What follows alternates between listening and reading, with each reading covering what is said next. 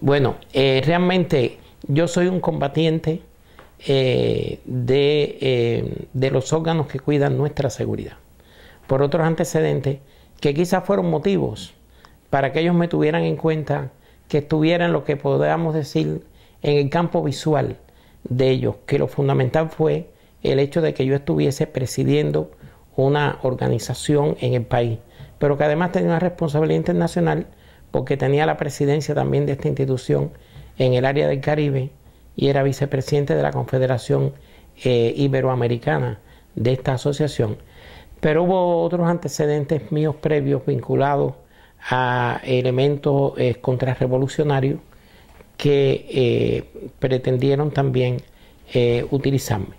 Y por lo tanto, una vez que se presentó esta situación, no es que como consecuencia de esta nueva relación yo tuviese que ir a dar una información al respecto, sino que ya desde entonces yo era un combatiente de los órganos que cuidan la seguridad de nuestro pueblo. Sí, cuando triunfó la revolución yo tenía solo 14 años. Hace un poco de tiempo de eso.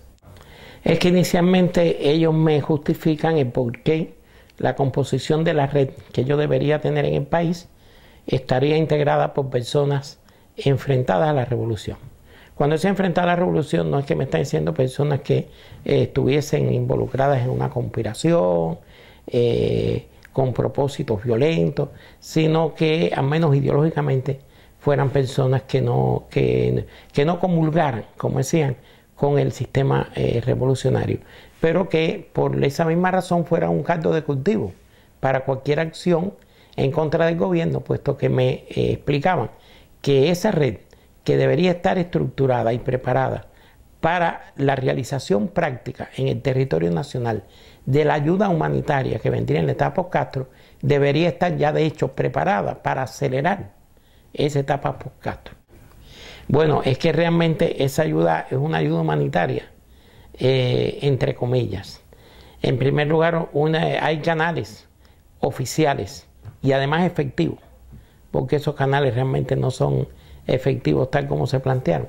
Hay canales efectivos para hacer llegar esa ayuda humanitaria.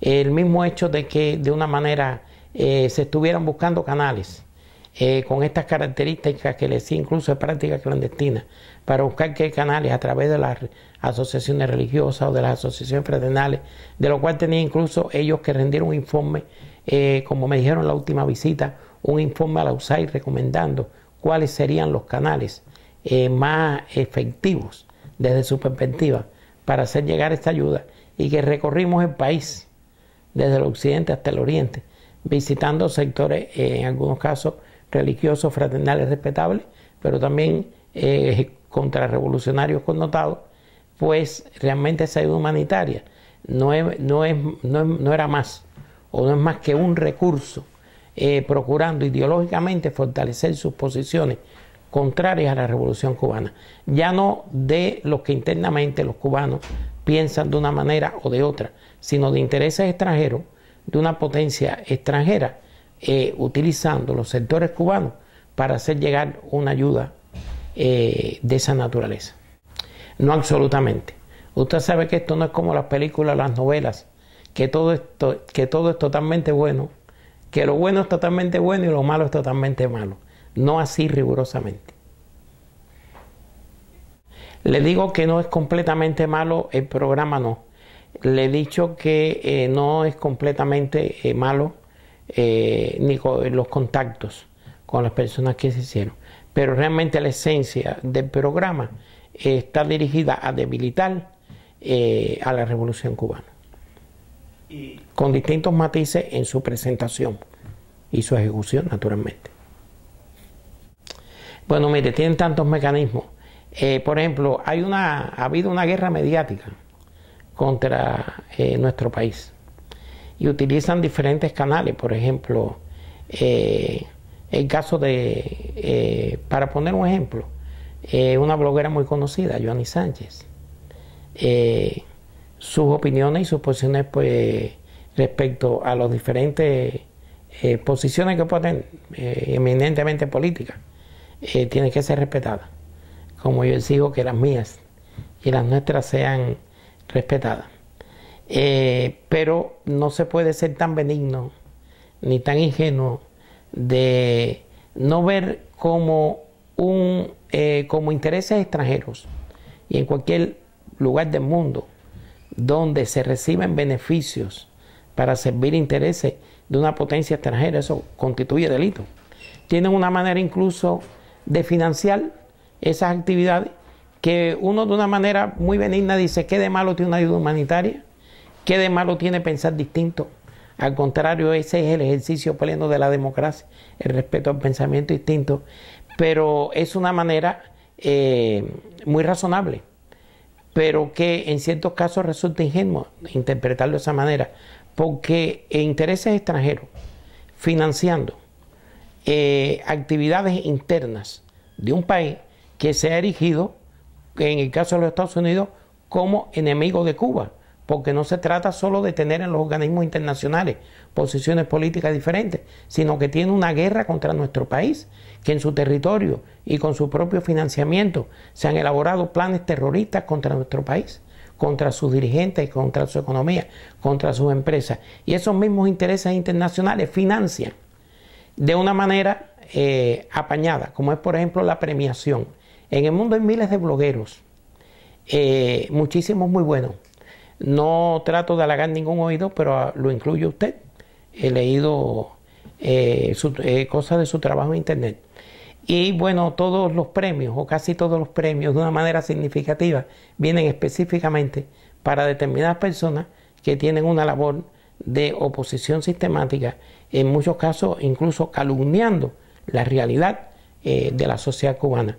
Esa es una manera de financiamiento encubierto, tratando de disgregar la evidencia de la violación de los marcos jurídicos para alimentar nuestra contrarrevolución, la contrarrevolución interna. Eso es una manera de dañar a la revolución que no es legítima. Es legítimo el pensamiento distinto, el ejercicio del criterio, de la opinión, dentro de la propia revolución. Ya no le estoy hablando en general. Los propios revolucionarios son quizás los más inconformes, son quizás los que más cuestionan nuestras propias realidades y a veces hasta nuestros propios defectos, porque incluso dentro de los marcos de las propias organizaciones revolucionarias, sus dirigentes y su membresía se caracterizan por tener una posición muy crítica hacia las realidades y hacia el análisis de los problemas, que por distintos caminos, un camino puede ser superior al otro para llegar a un resultado bueno para el pueblo. Eso es válido, eso es legítimo, eso es necesario.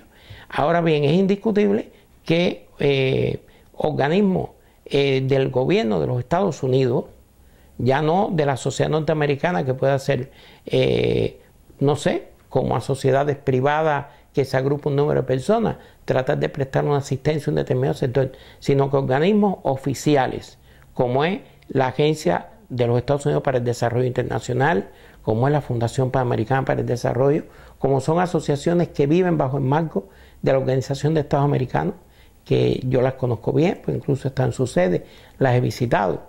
Incluso he visitado oficinas en el propio Departamento de Estado, en directo vínculo con la asociación, con la oficina que dirige Mark Wastenheim en la FUPAD, que son un país que está declarado enemigo de la Revolución Cubana, que lo ha hostigado, que lo tiene bajo un bloqueo, que no es simplemente un bloqueo, es una guerra económica, porque no solo no se puede hablar de bloqueo, es una guerra económica, porque incluso se persiguen las fuentes financieras o las posibilidades comerciales que puede tener Cuba en otros países. De ese país emergen fondos que vienen destinados a personas que quieren ya no debilitar, sino destruir la Revolución Cubana, y que incluso tienen hasta desde el punto de vista mismo la inutilidad de que están siendo destinados para personas que no han tenido ningún éxito en su gestión, que no tienen ningún apoyo popular en Cuba y que además son personas realmente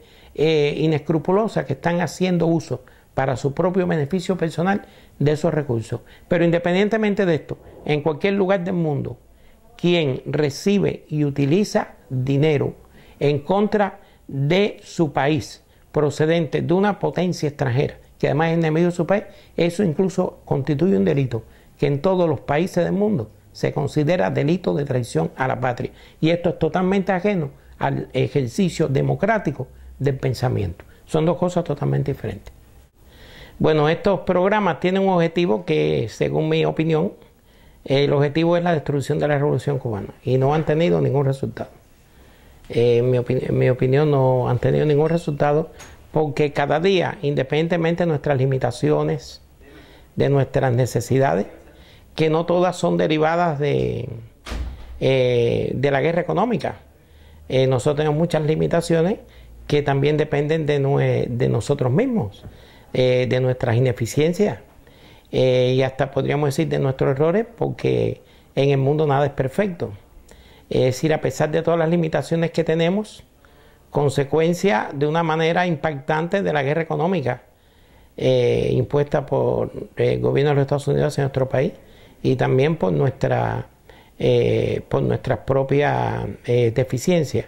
A pesar de eso, la revolución se fortalece cada día. A pesar de las agresiones que van más allá de la guerra económica, de todas las conspiraciones contra nuestro país, de la guerra mediática que se ha realizado contra la revolución,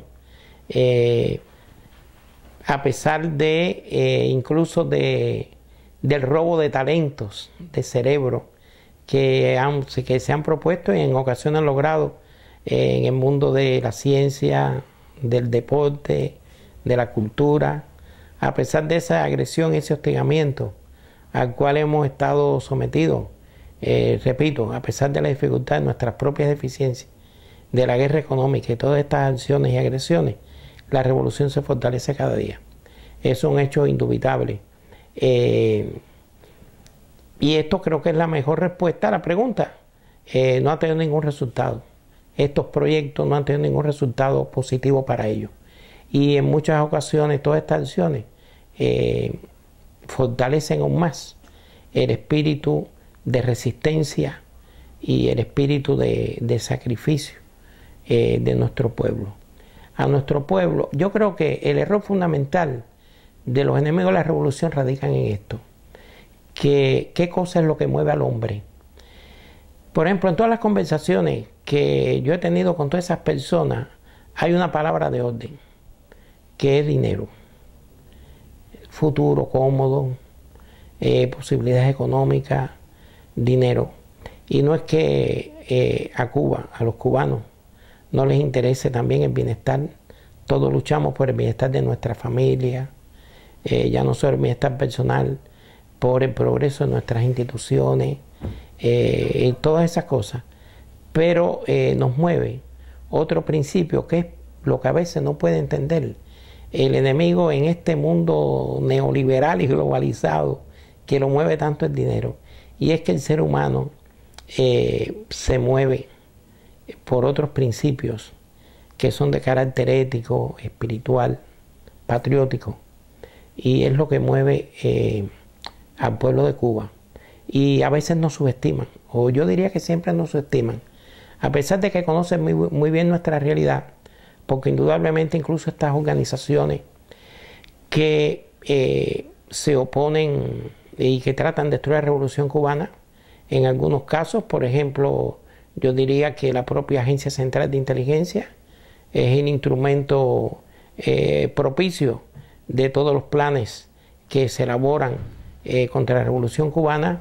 Está integrado por personas muy profesionales, perfectamente entrenadas y que por tanto conocen muy bien la realidad de Cuba.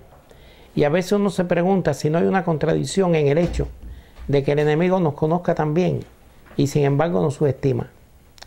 Y no es una contradicción, es que precisamente nos subestiman porque no es difícil a veces comprender ese espíritu de sacrificio y de resistencia que tiene nuestro pueblo. Y eso está determinado precisamente por las motivaciones que nos impulsan. Y esto no lo estoy diciendo pensando solo en la revolución cubana de los últimos 50 años. En nosotros, como todas las naciones, la tienen también los propios Estados Unidos, tenemos una historia riquísima que comienza no solo a partir de nuestra lucha de independencia, sino mucho antes desde el propio sentimiento inicial del concepto de nacionalidad. Nosotros tenemos una riquísima historia, ejemplos de sacrificio, y los cubanos tenemos un respeto y un amor a nuestras tradiciones, a nuestra historia, a la dignidad, al sentido de cubanía, que es contra lo que se estrellan, ¿no? Los planes que tratan de destruirnos. Y realmente la revolución cubana no es más que resultado de aspiraciones que los cubanos tenemos desde la etapa aborigen, desde la historia aquella del indio Atuey, y que evolucionó hacia, como decíamos, la formación del concepto de nacionalidad, nuestra guerra de independencia y la revolución cubana. Es el resultado de esas ansiedades. Y las conquistas que hemos logrado nos dan una felicidad que no se puede medir con dinero. Ahí es donde nos subestiman y se equivocan. Porque nosotros tenemos limitaciones, tenemos necesidades, carencias significativas a veces. Pero hay algo que no se puede medir con dinero, que pocos pueblos del mundo lo tienen, en la intensidad lo tiene el pueblo de Cuba, que es la tranquilidad. Un matrimonio cubano está a las 3, a las 4 de la madrugada durmiendo plácidamente en su hogar y un hijo suyo está en una discoteca. Y no es que no hayan problemas en la sociedad cubana, pero que no llegan a ser problemas sociales. Y entonces esa tranquilidad no se puede medir, no hay una manera de que eso se pueda cuantificar de manera material. Y esas conquistas, los cubanos no renunciamos a esas conquistas que hemos alcanzado. Y por eso es que reiteradamente fracasan todos estos planes. Y yo pienso que, reflexionando ahora sobre la mención que usted hacía del contribuyente norteamericano, que en definitiva todos estos fondos salen, me llama la atención. Eso que usted ha dicho es una verdad que yo comparto plenamente. Realmente el contribuyente norteamericano está asistiendo con su propio esfuerzo y sin su voluntad, al menos manifiesta, al financiamiento de programas en contra de la realidad cubana que no han tenido y que no van a tener ningún resultado para ellos. Con el que más contacto tuve fue con Mark Wastenheim. Él hizo varias visitas a Cuba. Era muy cuidadoso, para decirlo de una manera elegante, de la discreción. Para no decir que entraba y salía de Cuba clandestinamente, porque no, al menos no siempre que yo conociera así, ya que, bueno, venía con visa de turista, pero sí tenía práctica. Por ejemplo, a vez que estaba en el país, me citaba para un sitio. Y bueno, conversábamos en ese lugar. En ocasiones me enviaba emisarios. Y siempre que venía que yo tuviese conocimiento, pues visitaba diferentes sitios relacionados siempre. Cuando digo siempre, no soy absoluto. Estoy hablando del conocimiento que tenía, que incluso a veces lo acompañaba a solicitud de él, a connotados contrarrevolucionarios cubanos. Pero además procuraba obtener mucha información. Por ejemplo, le gustaba mucho salir en taxis, pero no en taxis de Cuba Taxi, sino estos taxis que utilizamos acá los cubanos, de propios cubanos, ¿no?, que tienen sus máquinas de alquiler, para poder oír las opiniones de las personas y ver estos mecanismos. Naturalmente, la curiosidad de un turista, si él realmente fuera un turista, eso es normal. Yo mismo, cuando voy a otro país, quiero conocer sus costumbres, sus estilos, sus tipicidades. Eso es normal.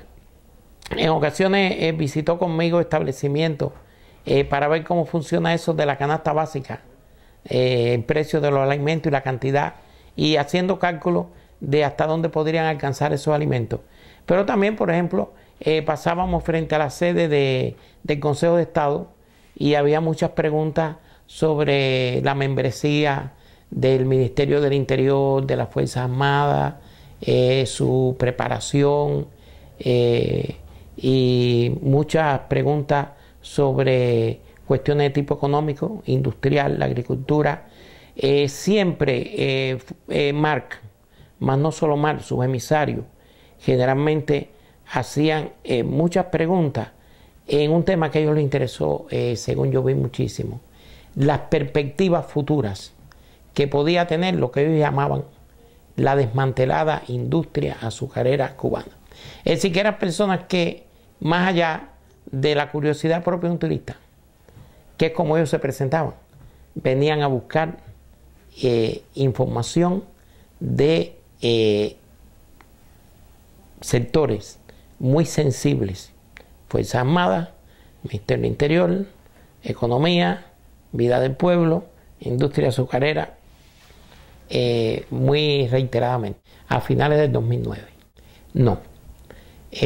Yo personalmente no he tenido ninguna comunicación, pues nosotros, bueno, lógicamente nos llamábamos con frecuencia, nos pasábamos mensajes electrónicos, más después de que haya, como usted muy bien ha dicho, haya sido conocido mi identidad, pues no ha habido una relación por ninguna de estas vías entre nosotros. De la CINA no. Sí. Tampoco. Después de todo esto no he tenido más ningún contacto. Sí, una organización fraternal que tiene como principio no entrar en las logias, en debates políticos o religiosos de tipo partidarista. Es decir, no es ajena a la política ni a la religión. Para poner un ejemplo, hay católicos, hay bautistas, hay personas que no practican ninguna religión y en sus sesiones no se discuten estos temas porque la masonería es una hermandad y se trata de no tratar temas que dividen al ser humano, puesto que incluso se plantea que la masonería es una formidable reserva en un mundo de diálogo, porque en su seno concurren personas de diferentes posiciones respecto a la religión y a la política. No lo ha hecho, la institución no lo ha hecho, puesto que yo lo he hecho como cubano, como combatiente revolucionario y como cubano. Es más, lo que se pretendió por parte de ellos fue utilizar a la masonería para fines, no digamos políticos, para fines contrarrevolucionarios. Pero la institución no es un marco propicio para ello. Y ellos lo conocen muy bien. Por lo tanto, pretendieron utilizar como fachada y choque de entrada la masonería. Pero en definitiva, esto derivó en otro sentido, porque por mi condición de funcionario de la masonería no se explicaba mi visita al Consejo de Seguridad Nacional, porque nada tenía que ver mi posición como gran maestro de la masonería, como funcionario de la Organización Interamericana, con entrevistas en el Departamento de Estado, por ejemplo, con mis comparecencias, conferencias a funcionarios de la OEA. Es decir, que esto no fue más que una facha inicial, pero realmente la masonería pretendió ser tomada como una apariencia y sus estructuras quisieron ser utilizadas utilizando las logias como bibliotecas independientes, utilizando las logias como centros expendedores de medicamentos a la población, pero todo eso no tuvo un resultado y en definitiva mi accionar dentro de ello ya era totalmente al margen del propio mecanismo institucional. Incluso mi recorrido por todo el país con emisarios de la USAID fue a visitar entidades y personas ajenos a la institución masónica. Es decir, la masonería como tal no jugó ningún papel en todas estas cosas que han sucedido. Fue no podemos decir ni un caldo de cultivo, sino una fuente propicia para el inicio de lo que se pretendía que era un fin político contrarrevolucionario que no tiene cabida en la masonería. Sí, mire, cuando se adquiere la condición de masón es para toda la vida. Pero antes de esta situación de conocimiento real de mi identidad como combatiente revolucionario, y sin ninguna relación con esto, ya yo había tenido situaciones internas en la masonería por posiciones masónicas. Por ejemplo, lo más significativo, porque yo propicié en Cuba la fundación de logias de mujeres masonas. Hay un concepto clásico que para mí es totalmente retardatario, es ultraconservador, y es de que la masonería es para hombres. En la sociedad moderna no se puede progresar ninguna institución que incluso proclama ser amante de la libertad, de la fraternidad y de la igualdad, discriminando a la mujer. Y contra algo que le llaman universalmente antiguos límites o viejos landmarks de la masonería, que establece que la masonería es para hombres, pues sencillamente yo fundé en Cuba, en contra de la corriente masónica, logias de mujeres, a las cuales naturalmente no pertenezco porque esas logias también son de mujeres, pero propicié con mi auspicio, poniéndolas en relaciones con grandes logias del extranjero. Por ejemplo, las masonas cubanas son auspiciadas por la Gran Logia Femenina de Chile, puesto que la Gran Logia de Cuba, que es de hombres, ni remotamente la auspiciaría. Eso dio lugar a un proceso judicial en que se consideró mi separación de la masonería. Pero una vez que usted es masón, usted recibió la luz masónica, usted es como si hubiera nacido a un mundo nuevo, en este sentido simbólicamente hablando, y por lo tanto esa condición no se me puede quitar. Y algo que yo expliqué muy bien, porque la cúpula de la masonería trató de censurar un tanto el programa Las Razones de Cuba, llamado Ayudas Peligrosas, ya que aparecen símbolos masónicos en ese programa, y la cúpula masónica entendió que no deben ser utilizados símbolos masónicos en asuntos políticos, porque realmente no captó el mensaje. Al final del programa yo aparezco frente a una imagen de José Martí, que fue un masón destacado, y además es nuestro Martí, y casi todos los independentistas como fueron masones.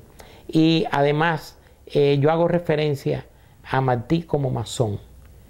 Y el mensaje que hay de todo esto es demostrar al mundo que la masonería no tuvo nada que ver con esa realidad que se está denunciando. Pero además yo hice después la aclaración en un documento dirigido a todas las grandes logias del mundo, que precisamente por ser masón estaba obligado, estoy obligado como cubano a defender mi patria, pero que además por mi condición de masón no puedo permitir que la patria sea lastimada, porque precisamente uno de los deberes que tiene el masón es amar y defender a su patria.